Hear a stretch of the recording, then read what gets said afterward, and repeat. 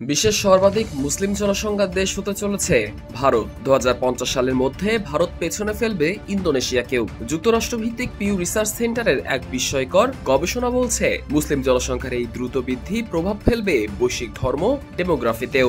2010 থেকে 2020 সাল, এই 10 বছরে বিশ্বজুড়ে মুসলিম জনসংখ্যা বেড়েছে 34,70,00,000। বিশ্ব জনসংখ্যার 35.6% এখন মুসলিম, যেখানে 2010 সালে তা ছিল 23.9%। এই প্রবণতা সবচেয়ে স্পষ্ট এশিয়া ও প্রশান্ত মহাসাগরীয় অঞ্চলে, বিশেষ করে ভারতে। 2010 সালে ভারতে মুসলিমদের জনসংখ্যা ছিল 14.3%। 2020 সালে তা বেড়ে দাঁড়ায় 15.2%। মাত্র এক দশকে 3 কোটিরও বেশি বৃদ্ধি। এদিকে হিন্দু জনসংখ্যার অনুপাত কমে এসেছে 80% থেকে 79%।